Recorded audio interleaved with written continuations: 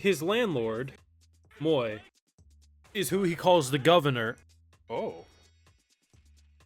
Oh yeah, let's pay with the... They had me hopeful here. I was like, you know what? Let's see how far they can go with this romance. Pay with your body? Alright. Could you imagine Nico, though, if she would have, like, watched them wrestle? Yo, she would have exploded with magical joy right then and there. I am never gonna forgive Witch Watch.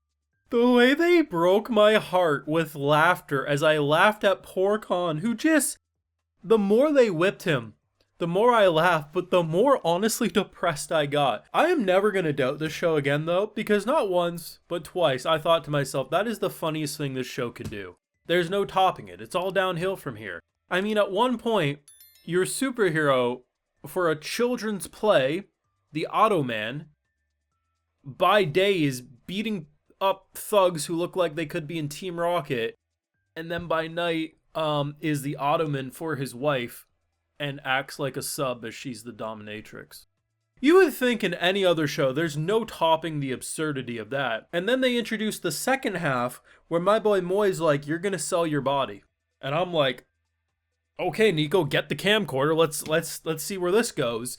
Only for him to fail at his jobs, and he gets trapped in a living hell. The idea that this man, so it's 3 days IRL of being sped up, but his sped up is actually slowed down from his point of view. For him, that's 30 days of living alone. Now, the fact that over 20 days he trained himself to speak and move slower so he could interact with his friends, that's some dedication. And when he finally comes out of that living hell, what happens?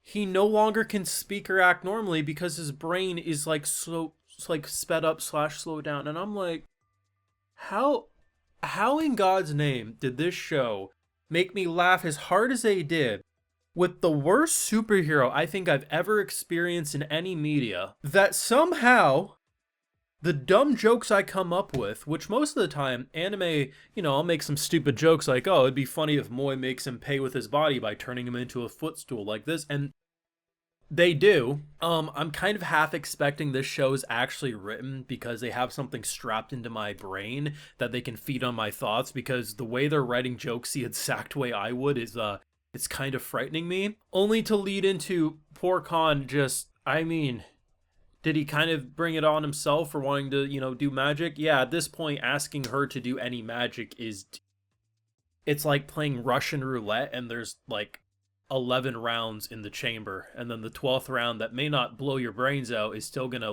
have a comedic punch through the barrel. You're just asking to be hurt. I had multiple people this week come to me and say, I'm really excited for your thoughts on Witch Watch this week, which is interesting because that doesn't always happen. But I'm thinking, okay, I bet they did some pretty cool parodies, right? Because the show's definitely had moments where the memes and the self-aware humor, I was like, okay, I wonder what they'll do. To be honest, my brain was also going to, maybe there's some romance progression. I don't know.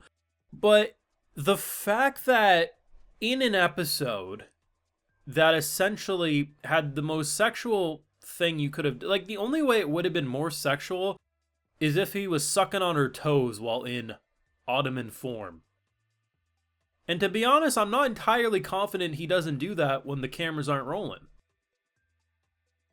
Like, I'm not saying he can't do that. I'm not saying he can't have fun doing that. But the fact that the play starts with this failing marriage plotline, keep in mind, children's play, that's how they kickstart it.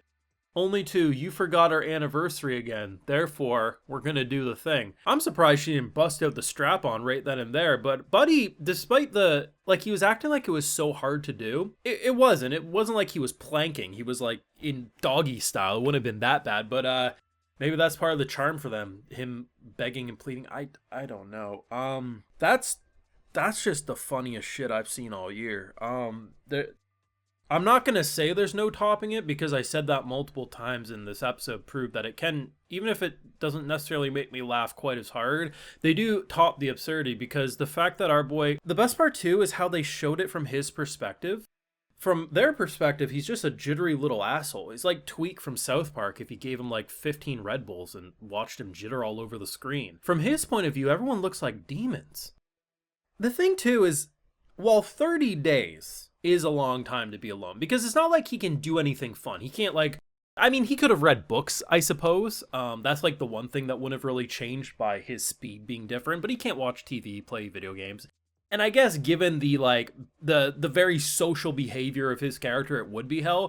For me, it would get very boring very fast because yeah, like nothing around you is it kind of would feel like I imagine similar to those rooms that are almost like completely silence and like it makes you go crazy because you can't even hear anything, like even movements. But if he would have read books, I think he would have had an easier time. But just the fact that I'm not even like the biggest fan of his character. I don't hate him by any stretch, but I wouldn't say like, oh, he's my fan favorite character, like the best of the best. But the way I progressively was like, I feel so bad for laughing. They're actually breaking my heart with how they're torturing him. This is some next level comedy, and I think given the fact that they have quickly introduced him as not a love foil like you often see in these shows, like by, oh, here's the childhood friend who's also the bodyguard. No, it's just like the dumb homie. The only thing that he steals from Moy is Nico's brain cell at times because they share one, right? And I don't blame him for wanting his rent. I wouldn't even blame him for technically charging him 30 times extra because he ate 30 times the amount of food. But I do think we should have gave him a little leeway because they all collectively agreed to that spell. And at this point, if you're however many weeks into this world interacting with this dynamic, it is pretty damn clear you don't use her magic. She sucks. Like, she can do magic, but there's always like at least 1, sometimes 10 stipulations of using that spell. I truly hope those two, whenever they get together, they never have kids. Because could you imagine an half ogre, half witch, who probably would take after her mother's brain cells? The amount of Hulk smash evil witch of the West that would occur with that would cause Armageddon. As Khan would out here being schizophrenic because he drank too much juice or something. I don't know, but I'm only saying it because I want them to prove me wrong. There's no way you top this. Heartbroken? Bullshit towards my boy, but I'd be a liar if I said I didn't laugh. And by day you fight as Ottoman, by night you are the Ottoman. You know the drill. Your thoughts, what did you think of this wacky as hell episode?